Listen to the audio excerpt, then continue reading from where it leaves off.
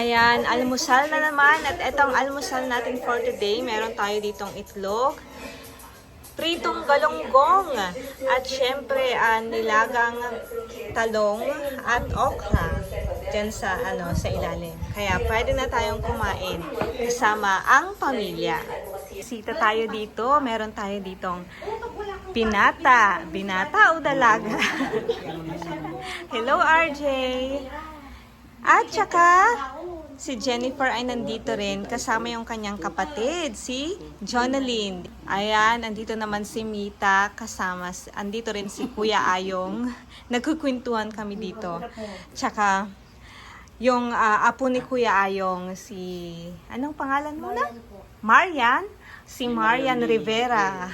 Yan, oo, artistahin pala yan, si Marian. Lalabas sana tayo today pero umuulan na naman kaya sana huminto to later kasi medyo mahangin siya sa labas at malakas ang ulan.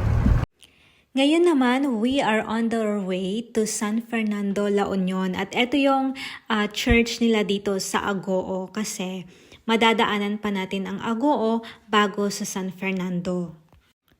Subuti na lang wala ng ulan dito. Kung baga, konting patak na lang at makulimlim siya pero sa San Fabian kasi malakas yung ulan. Alon sa may Thunderbird man.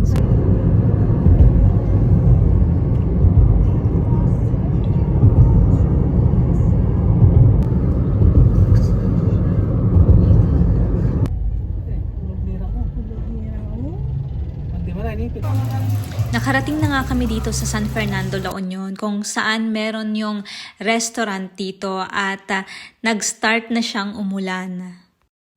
So, pinili namin kumain dito sa labas at meron silang mga kubo-kubo na kung saan pwede kang pumunta doon.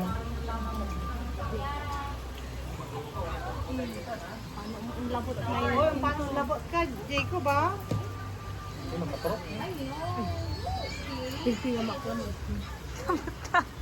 Tapat. Happy birthday, Baby Masyang!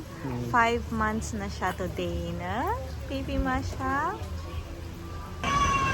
So, andito tayo ngayon sa San Fernando, La Union sa Ikikaya Seafoods Restaurant na kung saan unlimited buffet siya and pwede kang kumain ng maraming seafoods. Eat all you can siya. And hindi nakasama yung nanay ko kasi ayaw niyang sumama, ayaw niyang umalis ng bahay. Kaya kami lang ng mga kapatid ko ang nandito ngayon. And we are also celebrating yung 5 months ng baby ng kuya ko, si Baby Masha. Kaya tignan natin kung ano yung mga foods na isi-serve nila sa atin.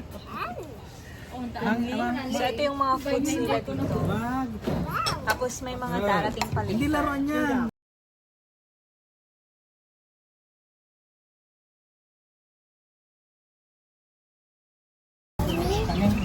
So ito yung mga sinigang nila. Sinigang na hipon. And we also have kare-kare. And ay, sige lapat kuya. Tsaka banana cube. Oh, ulit, picture. Yeah. Sige rin.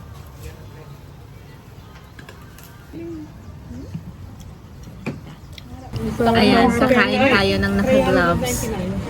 Dahil sa dami ng pagkain, hindi namin naubos lahat. Ngayon naman, pauwi na tayo ng bahay kasi gumagabi na.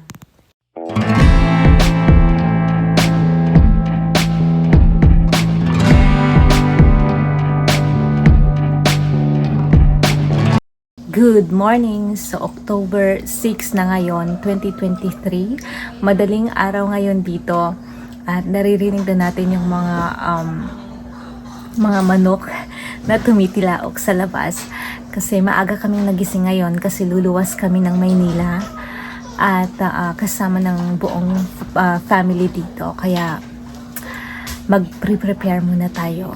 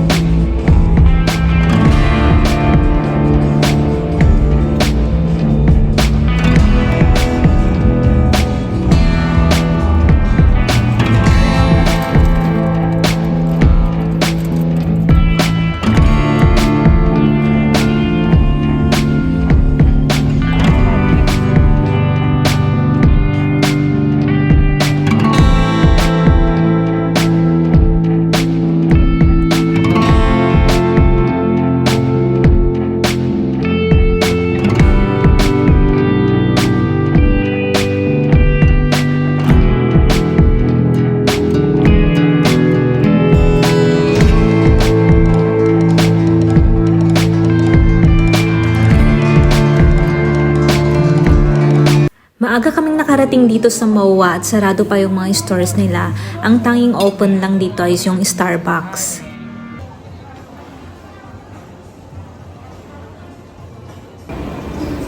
Christmas na dito sa MOA. At meron ditong carousel para sa mga bata na mataas siya.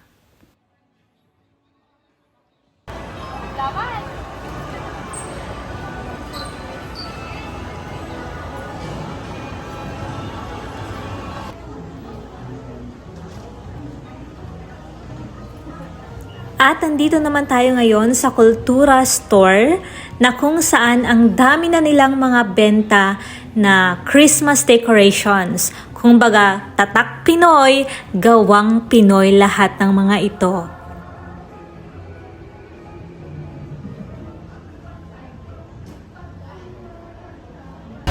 Jollibee with Mita.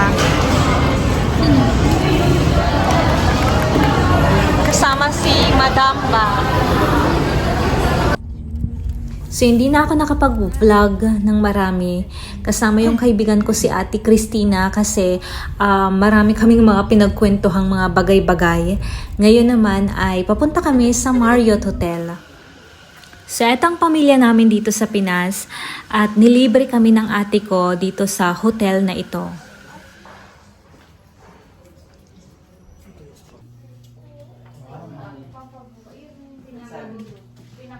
So, dito kami sa hotel room nila kuya ko na kung saan dito sila magi-stay for a night. And andito kami nakatambay sa kwarto nila.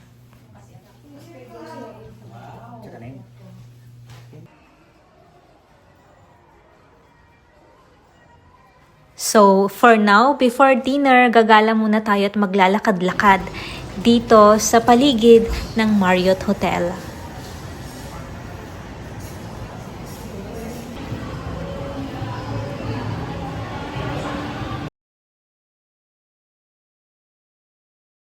Alam nyo ba, kahit paggabi na dito, marami pa ring mga naglalakad at namamasyal dito. Dito sa kanilang hallway, maraming magagandang paintings na nakadisplay dito as well as mga sculptures.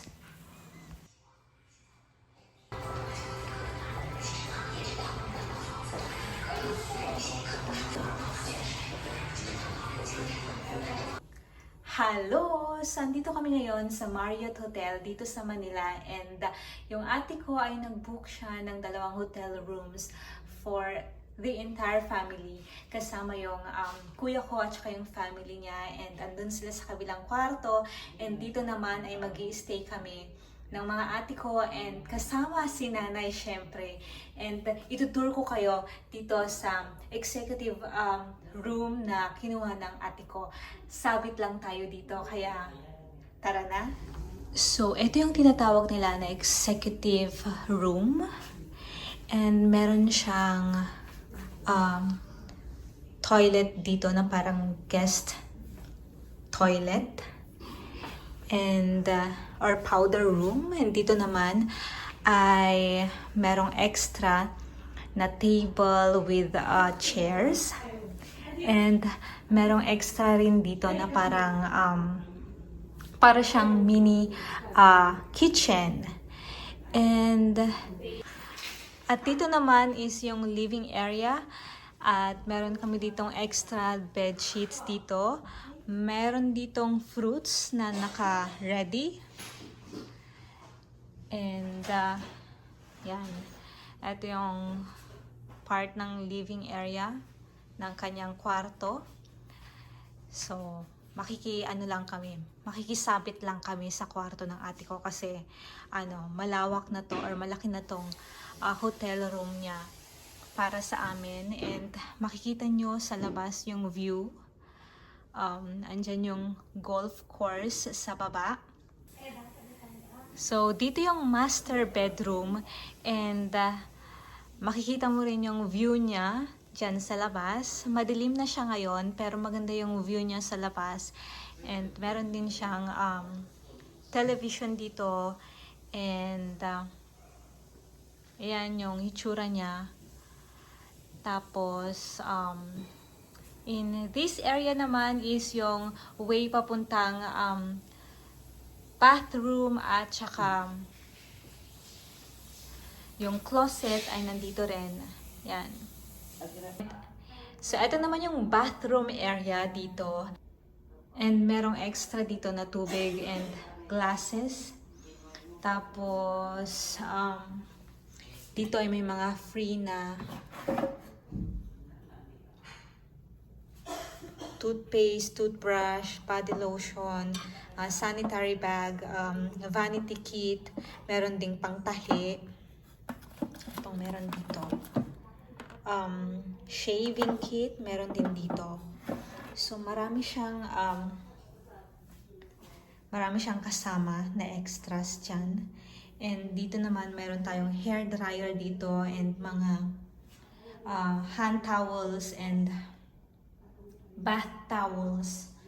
And meron din tayo ditong extra dental kit and soap.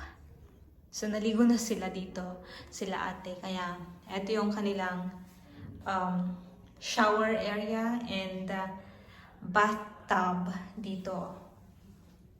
And of course, ito naman yung toilet, main toilet dito. So, yan yung itsura niya. So, ito yung closet nila dito. And hindi ko na siya bubuksan. So, kakain muna tayo ng dinner at hanggang dito na lang muna yung ating vlog. See you on the next one and maraming salamat sa panonood. Bye!